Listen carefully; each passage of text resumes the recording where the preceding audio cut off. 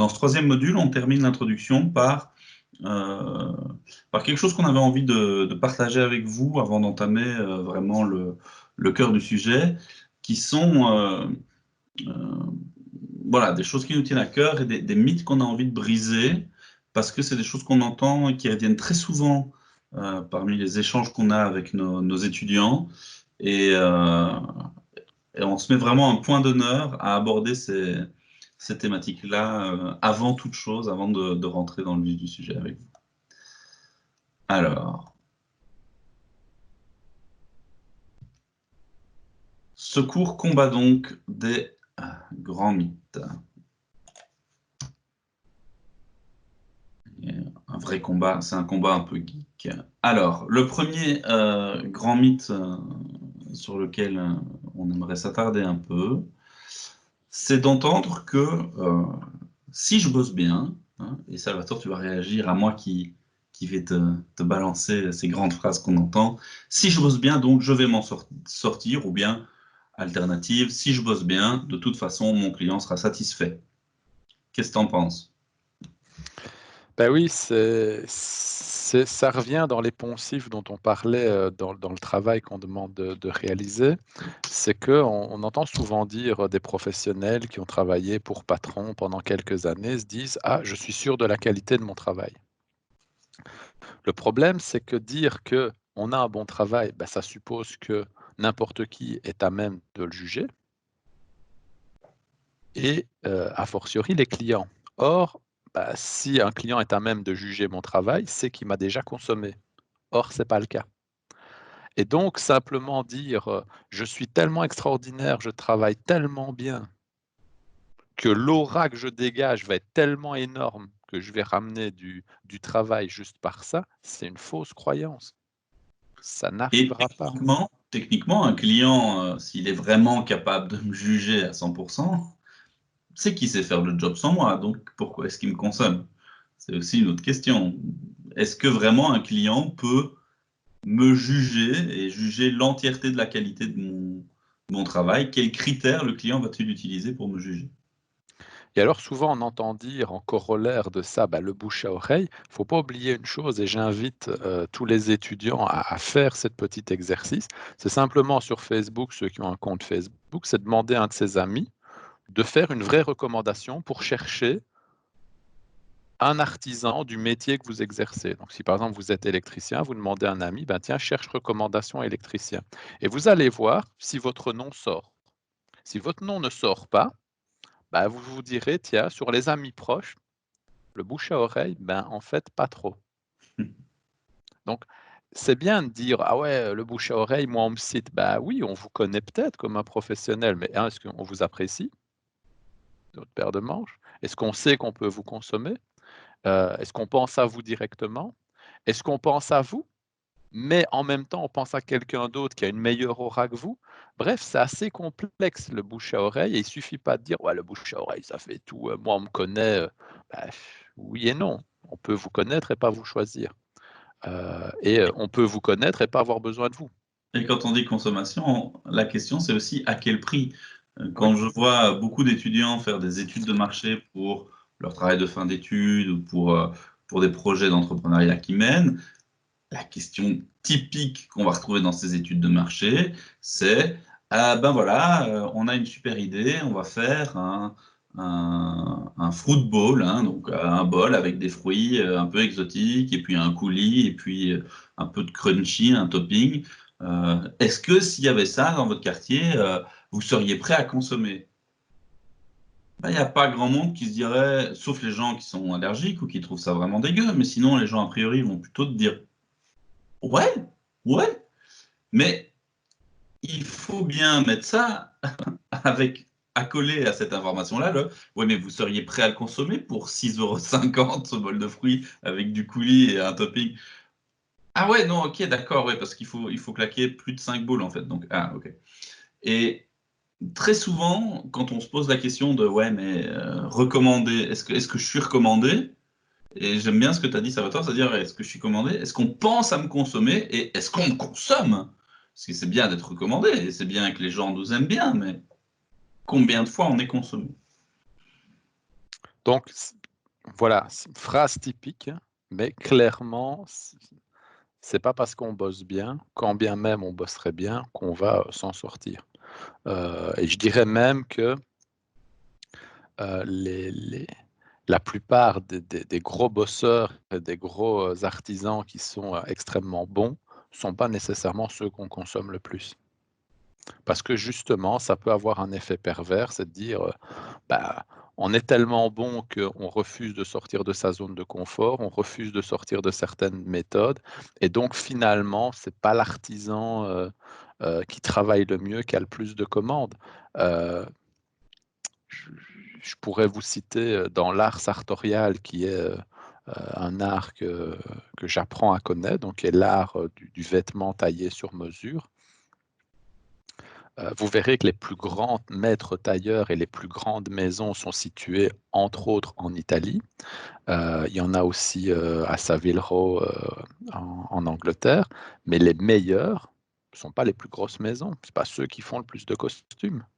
Donc voilà, c'est une arme à double tranchant. C'est aussi se dire, tiens, est-ce que si je fais un travail excellentissime, avec toutes les contraintes que ça a, y compris en termes de prix, en termes de temps, est-ce que finalement je suis rentable? Et la réponse, c'est pas forcément oui. Donc, phrase bateau, bien réfléchir son projet et se dire que, on travaille bien, bah, c'est assez présomptueux et il faut que ça se base sur quelque chose et puis que ça se sache. Donc, mais méfiance Il y avec a la qualité, ce hein. mythe. Tu dis bien, il y a la qualité. Qu'est-ce que ça veut dire la qualité? Il y a le fait de, peu importe ce qu'on met derrière, je bosse bien, encore faut-il le communiquer. Quelle est ma renommée? Quelle est la communication? Je peux être le meilleur ouvrier du monde si personne ne sait que j'existe, si je n'ai pas une communication active. Or, c'est souvent ce qui est délaissé, hein, parce que très souvent, quand on est un bon artisan, et je mets les services dans l'artisanat aussi, quand on est un bon artisan, on est un expert dans la production, on en oublie très souvent les autres aspects de la gestion, dont la communication. Donc, qu'est-ce que la qualité? Est-ce que je communique sur ce que je fais? Et, tu l'as abordé un tout petit peu, Salvatore, est-ce que je suis rentable? Parce que même si je bosse très bien, et même si je vends, c'est pas pour autant que je m'en sors. Parce que je suis peut-être dans un domaine qui, par essence, n'est pas rentable. Je pense que pour ça, Salvatore, tu aimes bien parler des pédicures médicales, qui est un domaine que tu trouves assez peu rentable.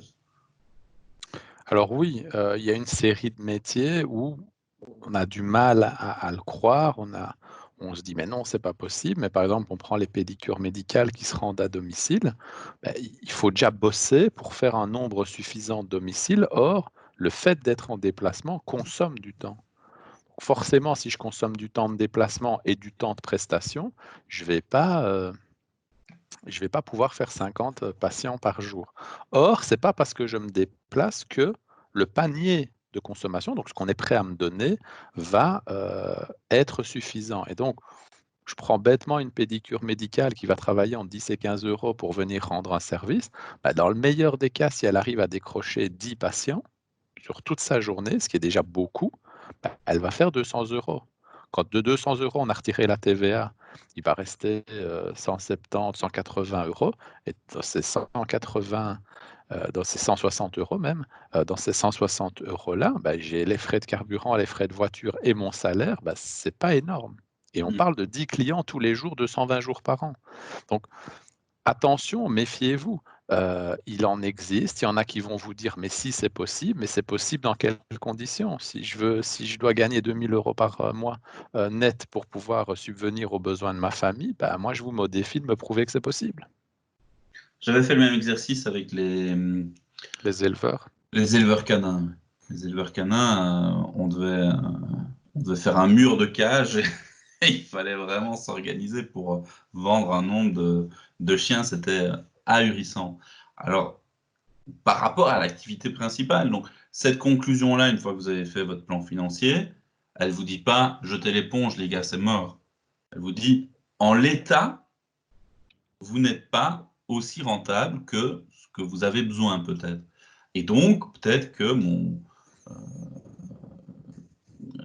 l'exercice que j'avais fait, peut-être qu'il devait faire d'autres choses, peut-être qu'il devait faire aussi de la garde de chiens, peut-être qu'il devait faire aussi, je sais pas, du toilettage sur le côté, de l'éducation, j'en sais rien, mais en tout cas diversifier le portefeuille d'activités, le portefeuille de services qui vendait, parce que le service d'éleveur et vendeur de chiens suffisait pas à nourrir son œuvre.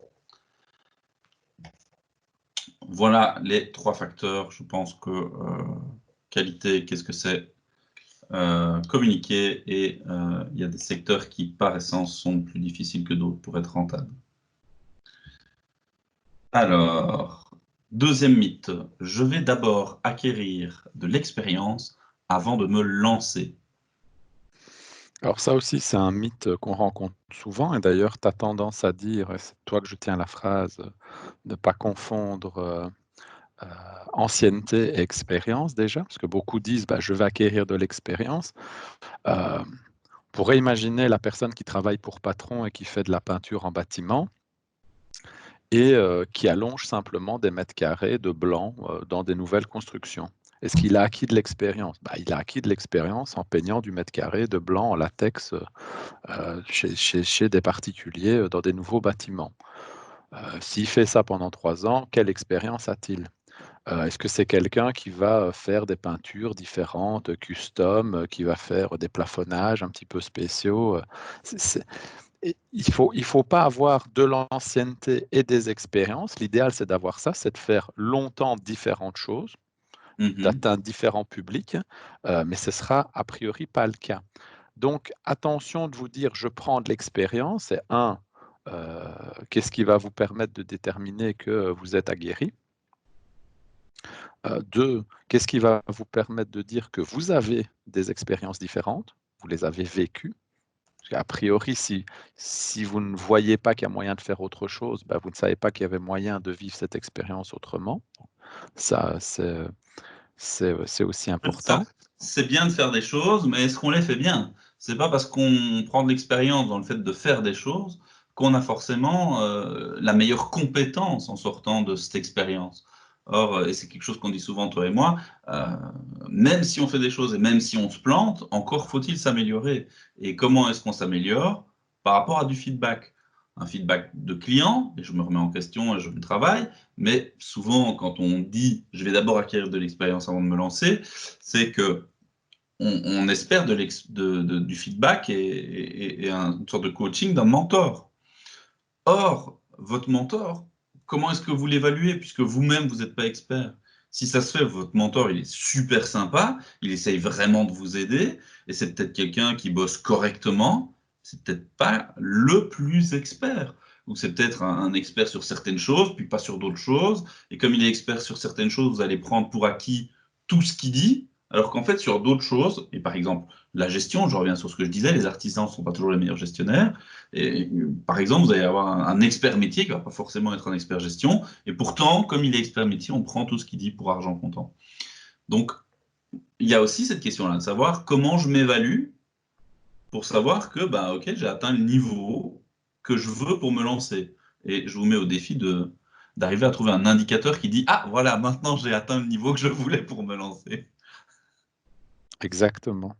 Donc, alors on va nous dire, bah oui, mais alors c'est quoi votre solution? Bah, c'est certainement pas de vous dire ne prenez pas de l'expérience, mais c'est construisez les expériences que vous souhaiteriez acquérir. Et c'est pas une question de longévité. Donc, si vous vous dites, ben, je commence dans le domaine de la maçonnerie, qu'est-ce qui va me permettre d'acquérir de l'expérience avec des mentors de qualité, en vivant des choses différentes? Et voilà. Et à nouveau, c'est pas parce que vous devenez demain entrepreneur que vous ne pouvez pas vivre ces expériences. Vous pourriez très bien être freelance dans le domaine de la maçonnerie au bout de quelques années et puis vous dire, bah, voilà, je vais me mettre au service de différents clients, de différents patrons en sous-traitance et je vais apprendre. Donc, dire que forcément vous avez fait des études et vous devez travailler 15 ans dans un domaine pour pouvoir espérer être entrepreneur, c'est faux. J'en suis moi-même la contre-vérité. J'ai fait HEC, j'ai travaillé pendant 3 ans et directement après, j'ai fondé une société qui est toujours là au bout de 15 ans. Alors oui, j'ai fait des erreurs. Oui, j'ai pas le même parcours typique que quelqu'un d'autre qui a fait HEC. Mais est-ce que j'ai moins bien réussi pour la cause? Non. Est-ce que j'ai moins bien appris? Certainement pas. Maintenant, comme on vous l'a présenté, j'ai, je pense, développé suffisamment de lucidité pour me dire, à un moment, il y a des choses que je ne sais pas faire, ben, je vais me former. Mais je sais ce que je vais chercher. Tu viens aussi de dire un truc assez intéressant. Tu as fait un marquage temporel. Tu as dit, ben voilà, je suis sorti des études, boum, directement, un petit peu de recherche, mais grosso modo, je suis très vite devenu entrepreneur. Et moi, ça résonne chez moi par rapport aussi au bon moment pour se lancer. Euh, on se dit toujours, ah, mais c'est pas le bon moment, j'ai pas encore assez d'expérience, slash, j'ai pas encore assez de compétences, je vais me développer avant de me lancer. Mais en fait, il n'y a pas de bon moment parce que à ce moment-là, vous n'avez pas encore les expériences, les compétences. On a déjà remis en question le fait que vous les auriez après ou de savoir comment vous pourriez savoir que vous les avez après. Et puis, si vous attendez un peu, bah, qu'est-ce qui se passe? Bah, du coup, vous allez faire votre expérience quelque part, donc vous allez trouver un job. Et puis, à un moment, bah, vous dire, ah, mais il y a l'entrepreneuriat. Alors, l'entrepreneuriat, ça veut du coup dire, je lâche mon job, je repasse ou je passe avec une casquette d'entrepreneur.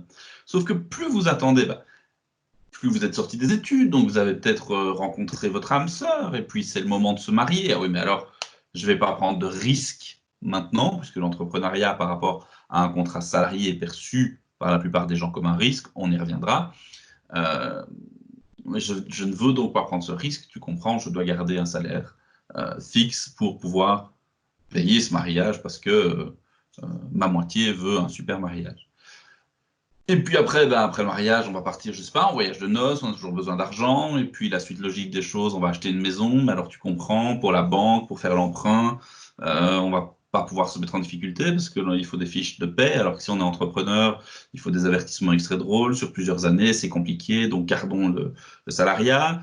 Et puis une fois qu'on a la maison, on a les enfants. Juste le temps que les enfants grandissent, on voudra faire des travaux dans la maison. Ce n'est jamais le bon moment.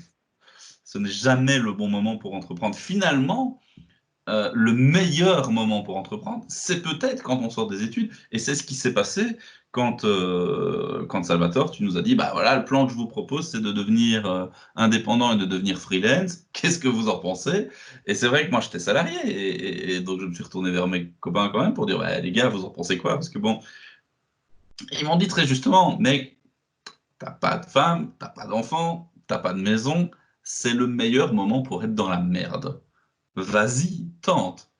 Ok, je me suis lancé et j'en ai pas encore décroché.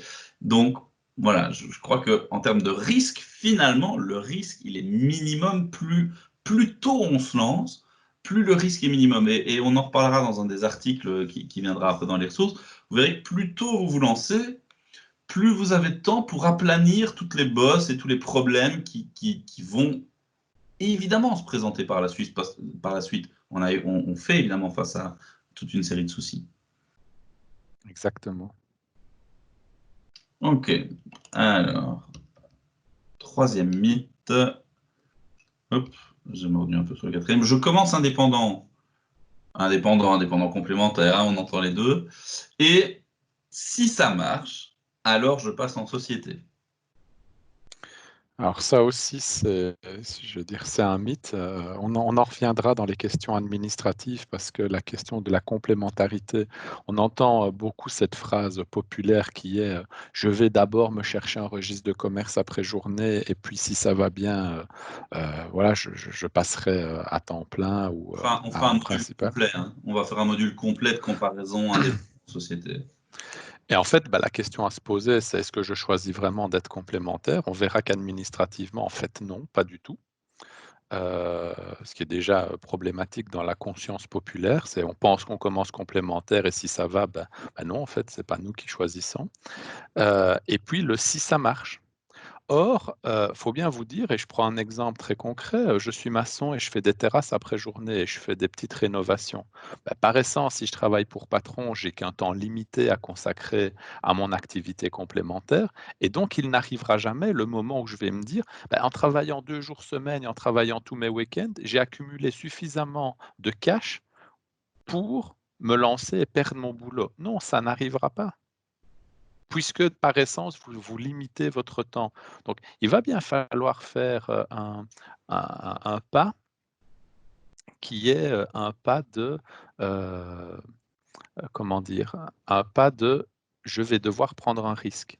Je quitte un environnement peut-être safe, qui est mon contrat, et je vais devoir prendre un risque. Ça, c'est J'ajoute un élément je contrains ma ressource temps et donc comment développer mon activité. Et j'ajoute à ça, puisque je contrains mon activité complémentaire, je contrains ma rentrée financière de mon activité complémentaire. Et donc, si je veux donner de l'ampleur à mon activité, il y a de fortes chances que je vais devoir aller voir une banque pour demander un emprunt, des facilités de paiement. Et cette banque, elle déteste le risque, donc je vais devoir la rassurer en lui prouvant quoi? Des revenus que je ne vais pas avoir pu grossir dès le départ, du temps que je n'ai pas à disposition. Donc, en fait, je m'auto-mets des bâtons dans les roues puisque je m'empêche de me développer avec des facilités de paiement, des emprunts, etc. Excuse-moi, je t'ai coupé. Non, non, c'est très juste. Euh, donc, être indépendant, et il ne faut pas se leurrer, c'est prendre un risque. Si j'ai une aversion au risque, il ne faut pas le faire. Alors, c'est vrai que beaucoup ont le mythe de dire, je travaille pour un patron, si je vois que j'ai des contrats, je vais passer de temps plein à 4/5, puis à 3/5, puis à 2/5, puis à 1/5, et puis je vais dire bye bye à mon patron. Déjà, d'un point de vue contractuel, juridique, ça va être un peu coton, et puis je ne suis pas sûr d'un point de vue économique, votre patron vous dise, allez, vas-y fiston, je te suis. À mon avis, non. Et tu peux Euh, avoir la camionnette le soir quand tu veux aller oui, faire tes contrats. Vas-y. serre-toi, vas-y, je t'en prie. Alors, certains patrons n'y voient pas d'inconvénient qu'on ait une petite activité sur le côté, parce qu'ils se disent c'est un moyen de fidéliser son salariat.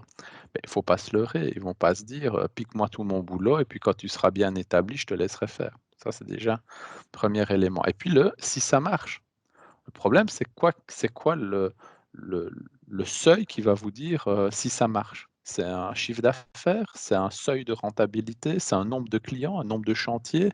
Qu'est-ce qui fait que vous allez vous dire un jour en vous réveillant, ça y est, je l'ai atteint, c'est maintenant. Je passe à la verticale du soleil maintenant. Non, ça ne va pas arriver. Et donc, soyez bien conscient que si vous n'avez pas décidé à un moment de vous dire, je quitte mon emploi, je me dévoue corps et âme à mon activité, cette activité ne prendra pas l'essor suffisant pour vous donner du travail pour un temps plein.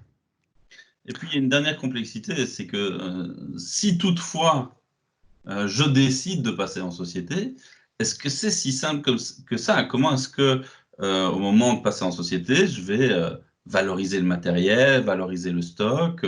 Ce sont toutes des complexités qui vont rentrer en ligne de compte, alors que si j'avais commencé tout de suite en société, ma foi, tout est là et tout se construit avec la société.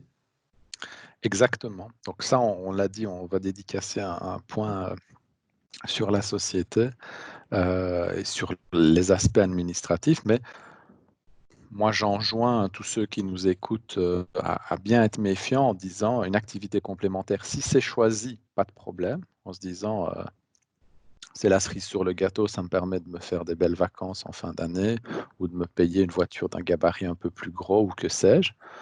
Très bien, si c'est voulu. Bien que ce n'est pas souvent voulu, on le verra. Mais si c'est pour dire, en fait, je m'ennuie dans mon boulot, mais je le garde quand même et je me lance en tant qu'un complémentaire et si ça marche, je vais grossir, non, vous ne grossirez jamais parce que par essence, vous êtes petit et vous avez un temps limité à consacrer. Donc méfiance sur cette croyance. On parlait de mythe et on parlait de représentation fausse. Je pense qu'ici, on est vraiment dans la représentation fausse. Yes. Alors, la suivante.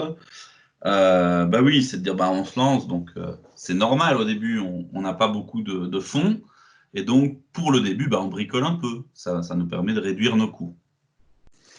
Alors, c'est vrai que je bricole un peu. Alors, je reprends mon exemple de la pédicure médicale, mais quand on est pédicure médicale, il y a un matériel minimum à avoir, et si je fais des domiciles, au moins avoir un moyen de locomotion.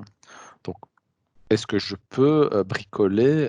Pas sûr. Il va me falloir des cartes de visite. Je ne vais pas avoir des moitiés de cartes de visite. Je ne vais pas avoir un quart de site internet. Bref, je vais avoir tout complet. Donc ça, c'est une première phase, c'est dire il y a un minimum en dessous duquel on ne va pas pouvoir aller.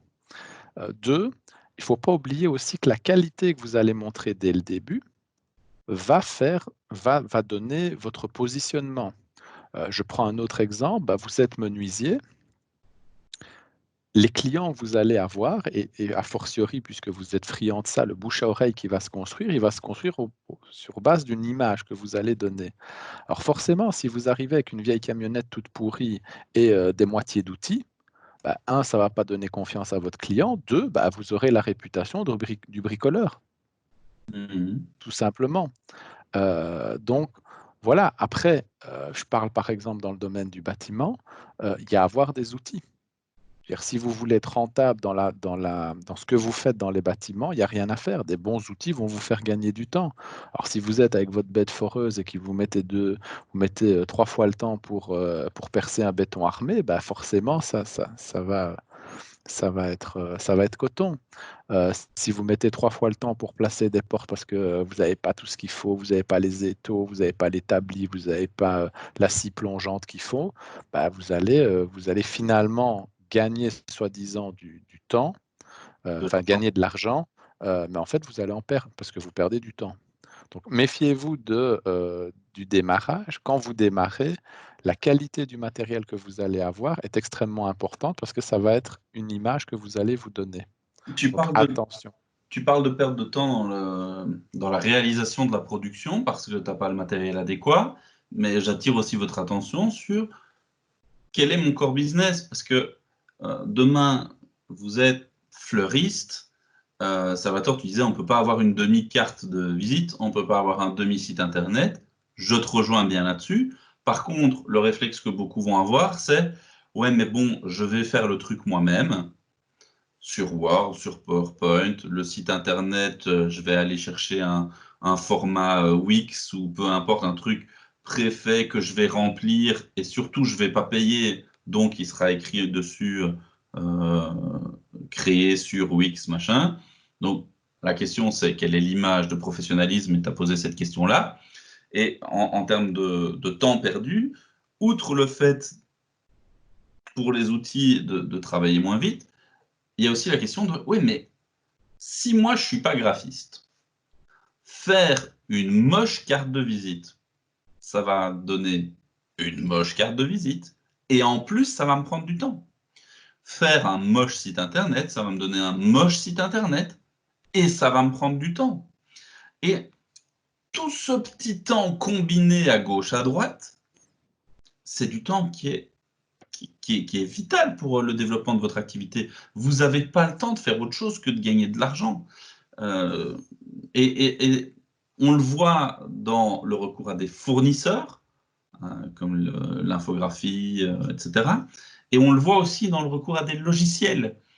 C'est dingue comme on est prêt à mettre 8 balles pour se payer un popcorn et un Fanta en allant voir un film au Kinépolis, et comme on n'est pas foutu de mettre 3 € pour s'acheter une application qui va nous faire gagner des heures. Je parle d'applications smartphone. Des applications de gestion du temps, des applications de gestion de budget. 3 €, c'est peut-être 10 € par mois. 10 € par mois, ça fait 120 € par an. Alors oui, les petits ruisseaux font les grandes rivières, mais 120 € par an sur une activité commerciale, c'est pas grand-chose. Or, un logiciel belge de facturation, je pense à Qualabox parce que c'est ce que j'utilise, je n'ai pas de part chez eux, mais c'est ce que j'utilise. Je pense que il y a une version freemium gratuite, et puis dès qu'on commence à avoir un certain nombre de clients, on passe pour de la facturation, je pense, de mémoire c'est 10 € par mois. Ça fait gagner un temps monstrueux, monstrueux. Donc ça vaut la peine parfois de mettre de l'argent dans des choses qui font gagner beaucoup de temps. On est d'accord, et c'est une expérience qu'on a vécue.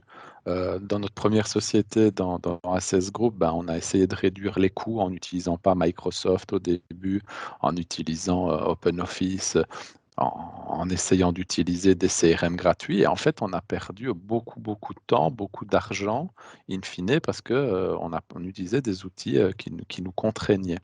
Donc, c'est vraiment l'idée, dès le démarrage, utiliser ce qu'il faut, payer les quelques centaines d'euros qu'il faut. Et si vous êtes sur ça, bah, j'aurais tendance à vous dire, bah, c'est que vous n'êtes pas prêt à vous lancer, faites autre chose encore.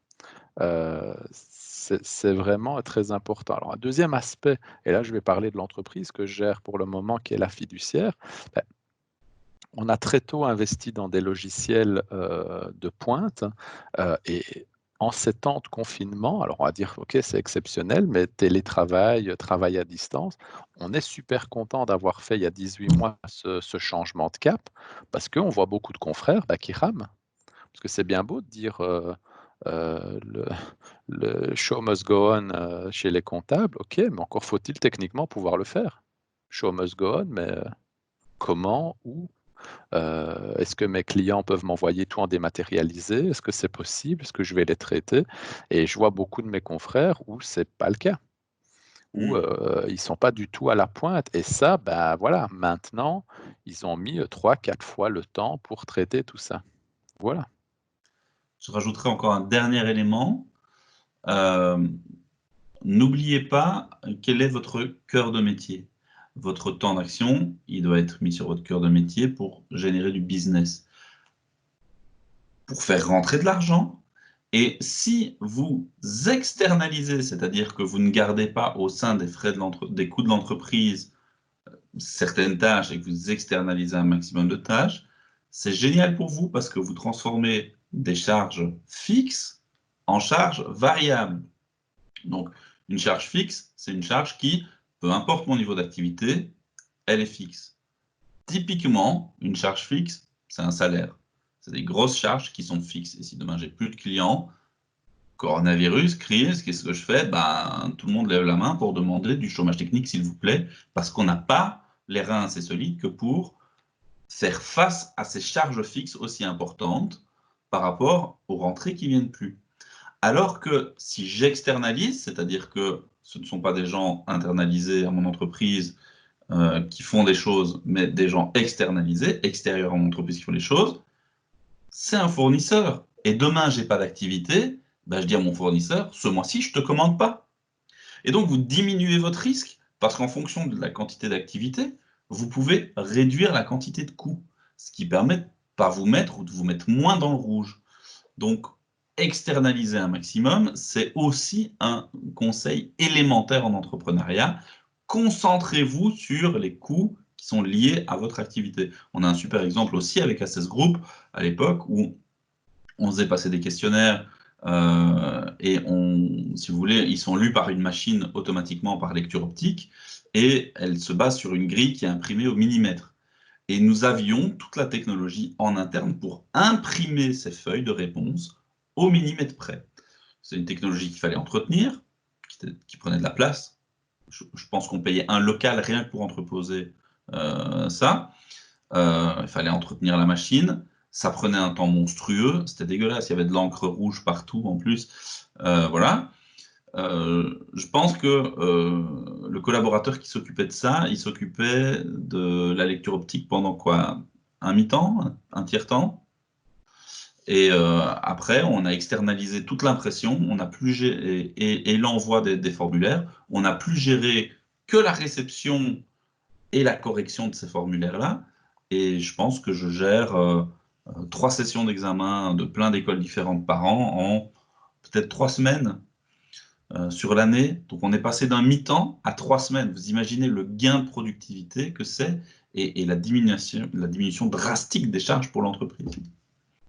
Donc oui, et je rajouterais là, parce qu'on parle de si ça va mal pour les frais fixes, on peut penser aussi à l'inverse, si ça va bien.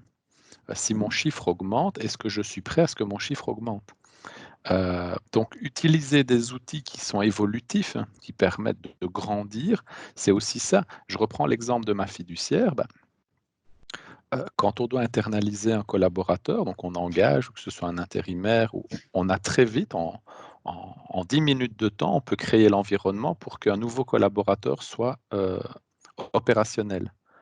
Je pense à certains de mes collègues qui pas du tout, parce qu'ils ont une licence sur un PC, il faut racheter une licence, il faut réinstaller, c'est compliqué, c'est complexe. Pour acheter un PC, déjà. Faut acheter un PC, alors ça, on n'y écope pas, mais bref, il n'y a pas les procédures qu'il faut. Et donc, du coup, ça devient très compliqué simplement d'accueillir un nouveau collaborateur. Je pense au métier du bâtiment. Euh, vos outils permettent d'évoluer? Voilà, alors il y a tout aussi une économie collaborative autour de ça. On parle souvent des outils, mais il ne faut pas oublier que même dans le métier du bâtiment, il y a des outils dont vous allez avoir besoin tout le temps, parce que c'est votre métier, mais il y a des outils aussi, vous n'êtes pas obligé de les acheter. Vous pouvez les louer. Et vous pouvez acheter souvent des meilleurs outils dont vous aurez besoin de temps en temps, et ça va vous revenir in fine moins cher. Parce que vous aurez toujours les outils up-to-date et vous n'aurez pas de Oui. crainte que c'est cassé ou pas. Je prends l'exemple, par exemple, c'est assez bête, mais je construis un bâtiment pour le moment. Bah, mon maçon, il a un silo avec une préparation déjà faite de sable et de ciment. Ce qui fait qu'il met sa bétonneuse en dessous, il ouvre le sas, paf, ça tombe dans la bétonneuse, il met un peu d'eau, boum, ça tourne et il a son béton qui est directement fait. Contrairement à un mec qui doit prendre des sacs, qui doit faire son mélange, qui doit aller les mettre. Et en fait, il me dit, bah, quand on fait le calcul, il y a un mandai qui est payé à une chose, c'est de prendre des sacs de ciment et d'aller remplir la bétonneuse, alors que moi, j'ai aucun mandai. C'est-à-dire que qui a besoin du béton, il va mettre la gueule de la bétonneuse en dessous du silo, le truc tombe, ça tourne, il a son béton, il se casse avec. Il n'y a pas besoin d'un mandai qui charge comme un bourrin toute la journée. Et donc, vous voyez que dans des métiers qui sont connus depuis des lustres, la question comment, Quel est mon comment cœur de dire, métier? pardon? Quel est mon cœur de métier? Quel est mon cœur de métier? Vous avez beaucoup de maçons qui n'utilisent pas de silo. Et on peut se demander, mais bon sang, ils n'ont jamais fait un calcul de rentabilité. Ouais. Et la plupart vont dire: «Ouais, peut-être, on n'a jamais fait, enfin, c'est pas sûr», enfin, bref, toutes des excuses bidons, alors que si, c'est juste ça qu'il faudrait faire et vous le faites pas et c'est bien con, c'est tout. Donc voilà. Alors, mythe suivant. Alors Moi, je bosse, je suis l'artisan, je suis le mec qui bosse. La paperasse, c'est mon comptable qui s'en occupe, hein. Moi, les papiers. alors, vous allez demain devenir, on parle souvent des patrons comme des capitaines d'entreprise, même si vous êtes tout seul. Ben, le capitaine, c'est celui qui prend le cap, c'est celui qui porte toute la responsabilité. Or, souvent, vous essayez de faire passer la responsabilité administrative sur le comptable. N'oubliez pas que le comptable, c'est un externe. Pour le comptable, vous êtes un client et pour le et que donc vous êtes mon client et moi je suis un fournisseur. Je suis pas un je suis pas un collaborateur, un partenaire. J'ai pas à prendre toute la responsabilité administrative. Donc attention, avoir un bon comptable, c'est hyper important. J'en dirai un mot sur certains critères pour, regarder, évaluer les comptables, pas de souci, à ce niveau-là. Mais attention, le comptable, il est là pour vous aider, mais vous endossez la responsabilité. Donc, pensez que le comptable aurait dû voir que tel document n'a pas été rentré, que tel truc n'a pas été fait, qu'il aurait dû vous conseiller. Moi, j'ai beaucoup de clients qui m'en veulent par après en disant, mais ça, on n'a pas su, mais ça, on n'a pas su, mais ça, on n'a pas su. Attention, je ne suis pas dans l'entreprise avec vous. Demander un conseil, c'est une chose, mais la plupart du temps, c'est trop tard quand vous le demandez. La plupart du temps, c'est ah ben pourquoi tu n'as pas attiré mon attention là-dessus? Ben, j'ai pas attiré attention là-dessus parce que j'en sais rien. J'en Mhm. sais rien qu'il fallait même, hein. Donc attention vraiment sur ces aspects-là. Le comptable peut vous aider, mais le comptable, c'est pas le directeur administratif de votre entreprise. C'est vous qui le restez. Donc attention, euh, le pilier administratif, ça reste un pilier dans votre entreprise. Attention, attention. N'oubliez pas quand même une chose, et j'en terminerai là-dessus sur la comptabilité. Moi, je bosse, la paperasse, c'est mon comptable qui s'en occupe. Si c'est vraiment mon comptable qui s'occupe de toute la paperasse, c'est-à-dire que je lui amène un sac avec des enveloppes, limite elles ne sont pas ouvertes, mon comptable, je le paye à l'heure. C'est un externe. C'est-à-dire que si moi, je ne prends rien en charge pour me, pour me dédouaner de ça, bah, je vais le payer. Alors, ne me faites pas dire ce que j'ai pas dit. Je vous ai dit juste avant que oui, chacun son cœur de métier, chacun son cœur de métier. Si vous tenez à payer votre comptable, des heures et des heures pour déplier votre courrier, libre à vous. Mais il me semble que déplier son courrier et l'organiser, c'est aussi un acte de bonne gestion. Donc, en ça, je pense qu'il vous revient en tant que chef d'entreprise. Alors, mythe numéro 6, je n'ai ni le temps ni l'argent pour m'occuper du marketing. De toute façon, je compte sur le bouche à oreille, c'est ma meilleure pub. Je pense qu'on en a déjà finalement pas mal parlé tout à l'heure, de dire que le bouche à oreille, ce n'est pas la meilleure pub. Et surtout, ce n'est pas exempt d'action de votre part. Le bouche à oreille n'arrive pas par miracle, ou n'arrive par miracle si on n'a pas de chance, ou automatiquement si on a de la chance. Non, il y a des actions à mettre en place pour générer du bouche à oreille et un bon bouche à oreille. Et finalement, générer un bon bouche à oreille, c'est d'avoir une réflexion marketing et des actions pour communiquer. Et enfin, dans les mythes, au début, quand on se lance, c'est dur. Après, quand la réputation est faite, ça va. La réputation, ça nous tient longtemps. Alors, l'humain est ainsi fait qu'il a la mémoire courte. Je peux vous citer plein d'exemples de sociétés qui ont eu une réputation énorme et puis qui maintenant n'existent plus. Parce que l'humain est ainsi fait que si il ne s'occupe plus de son cœur de métier et de ce qui va autour, à un moment, il va vivre sur ses acquis. Et comme ces acquis sont un bien périssable, à un moment donné, ça va péricliter. C'est-à-dire qu'il n'aura plus suffisamment d'acquis. On peut citer des grands noms. On peut citer IBM, qui a été dans les années 60-70 un acteur majeur de l'informatique et qui maintenant a revendu tous ses départements et est devenu une entreprise certes multinationale mais qui n'a plus sa superbe d'antan. On peut citer Nokia, on peut citer BlackBerry, on peut citer Microsoft Mobile, on peut citer les comment dire, cette technologie qui était les mini-disques qui à un moment donné ont existé, qui devaient supplanter les CD, qui devaient supplanter tout, qui sont jamais parvenus à percer réellement. Donc attention à toutes Là, ces... on est sur des grosses technologies. En fait, ça arrive aux gars du coin. Et je pense Ton que c'est pas... tapis, Pardon? prenez ton tapis. Ça existait, puis ça n'a plus existé. Vous pouvez, les magasins les magasins d'ameublement, comment ils s'appellent, qui ont fait faillite il n'y a pas longtemps. Etense, c'est Etense, voilà, qui ont fait faillite. Donc, à tous les niveaux, on a des entreprises qui étaient centenaires, qui étaient parfois même bicentenaires et qui ont fait faillite parce qu'on vit sur les acquis. Donc attention à cette idée de ma réputation est faite. Non, une réputation, ça se fait, ça se défait. Ouais, je viens de lire, là, juste en mangeant, un article d'entrepreneurs qui avait fait le buzz sur c'était une entreprise qui s'insérait dans une dynamique justement durable et circulaire, avec du recyclage de métaux, et ils profitaient de leur collecte. En fait, ils s'étaient rendu compte que la collecte n'était pas rentable, et donc ils essaient de transformer ça en promotion. Je vous passe les détails, mais globalement, ce qui est intéressant à savoir, c'est qu'ils se sont fait une réputation avec du buzz. Donc très vite, après un remaniement de projet, ils ont fait du buzz, des vidéos qui ont fait des millions de vues, interviewées dans les journaux, télévisés, différentes plateformes, dans les réseaux sociaux, etc.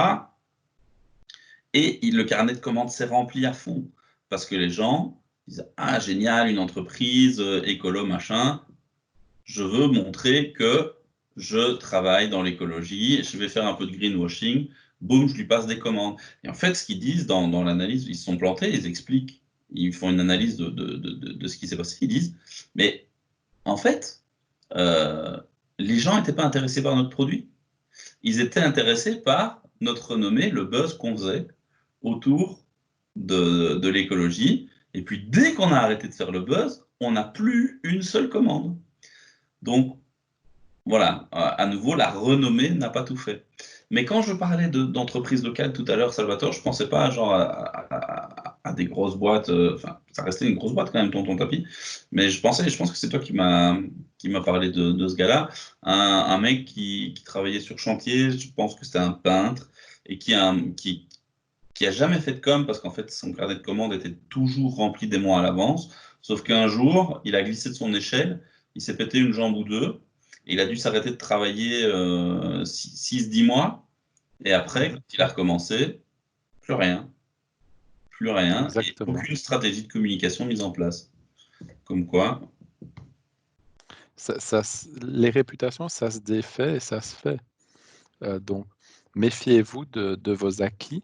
Ça existe aussi particulièrement dans les reprises d'entreprises familiales. Donc, on se dit, ah bah la société existe, je reprends la société des parents. Attention, oui, vous avez une réputation, ou du moins vos parents avaient une réputation. Vous, si vous vivez sur vos acquis, les personnes peuvent ne plus vous faire confiance. Et puis, dites-vous toujours quelque chose aussi. Il y a toujours un petit malin qui va arriver, qui va faire mieux que vous. Donc, si vous n'êtes pas attentif, si vous n'êtes pas sur le front à vous battre, à innover et à toujours offrir quelque chose en plus, bah, tôt ou tard, vous allez arrêter. Donc attention, c'est valable aussi dans l'ORECA. J'entendais ici, et c'est particulièrement le cas, bah, des patrons de restaurants qui ont succombé à cause de la maladie, et puis qu'à un moment donné, bah, ok, c'est plus le patron, c'est plus machin, c'est plus la maman qui est en cuisine, c'est plus le papa, c'est plus le chic, c'est plus le tchac, et puis quoi? c'est plus le Le même restaurant, resto. ouais, c'est plus le même resto. Donc attention, euh, ça nous prouve deux choses. Ça veut dire que, un, la réputation, ça se fait, ça se défait assez vite. Deux, attention de bâtir une réputation sur simplement soi-même. Parce que Exactement. quand moi je ne suis plus là, bah, ça veut dire que la réputation n'est plus là non plus. Ça veut dire que demain je veux transmettre mon entreprise.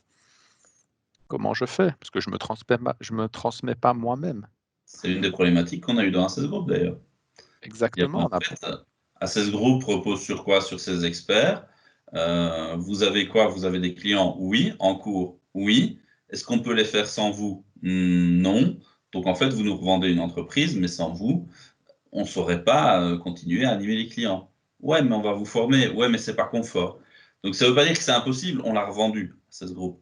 Mais ça a complexifié le processus parce que ça a augmenté le risque de l'acheteur, simplement. Ça augmente son risque. Exactement. Ok, alors on en a fini pour les mythes de départ. Il y a bien d'autres mythes qu'on va voir tout au long de ce cours. Ceci clôture l'introduction euh, à cette formation et à ces vidéos. Euh, J'espère que ben voilà, ça vous a mis un peu l'eau à la bouche pour la suite et on se revoit très bientôt dans une nouvelle vidéo.